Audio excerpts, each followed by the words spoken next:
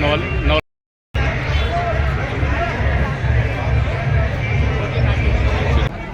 सबसे पहले तो मैं इस जन्म जयंती पर बाबा साहब के चरणों में प्रणाम करते हुए सभी क्षेत्रवासियों को ये बधाई देना चाहूँगा कि हमें बाबा साहब को याद करते हुए गर्व है कि आज इस देश का एक संविधान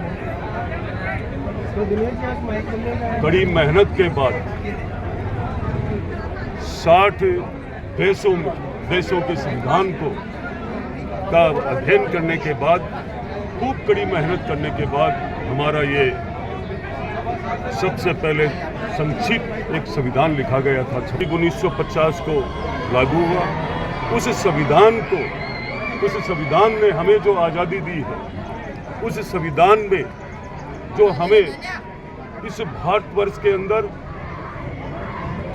बड़े भूभाग वाला ये देश, अलग अलग संस्कृति, धर्म, जाति, सबका संपूर्ण इतना बड़ा देश, जिसके अंदर सिर्फ एक संविधान हमें बाबा साहब ने दिया। आज हमें उनको याद करके निश्चित रूप से ये गर्व होना चाहिए कि हम उनके आदर्शों पे और उनका जो जीवन की जो यात्रा थी उसको मैं निश्चित रूप से याद रखता हूँ, बचपन से याद रखता हूँ। सबको साथ लेकर के, हर समाज को साथ लेकर के चलने वाली जो उनकी यात्रा थी, वो इस देश के लिए बहुत बड़ी मिसाल बनी। हम किसी भी क्षेत्र में आज राजनीतिक दृष्टि से देखें, चाहे शिक्षा के क्षेत्र में देखें, नीचे से लेकर ऊपर तक संविधान की वो व्यवस्था है। जब संविधान के माध्यम से कोई भी निर्णय किया जा सकता है।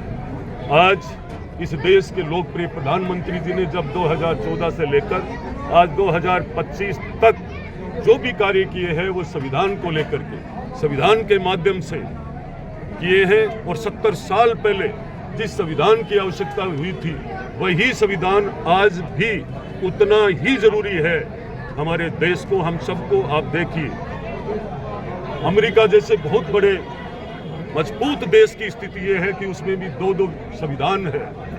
प्रदेश का अलग है, केंद्र का अलग है। तो हमारे देश के अंदर जो हमारा संविधान निर्माता है, उनको हमें याद करते हुए गर्व है कि उन्होंने कितना मेहनत से ये संविधान हमें दिया और हम सब देशवासी सुरक्षित हैं। उन्हें प्रणाम करते हुए मैं आज नवलगढ़ शहर के अंदर वर्षों से निरंतर लगातार नवलगढ़ वासियों का ये बाबा साहब की जन्म जयंती में बड़े उत्साह के साथ संविधान के बैनर के तले सारे समाज के लोग मिलकर के इस कार्य को सफल करते हैं।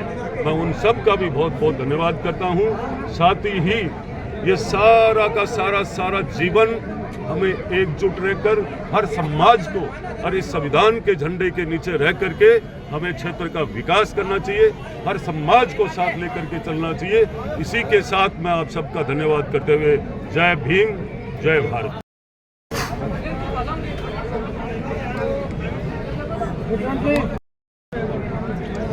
थोड़ा पीछे हो गया।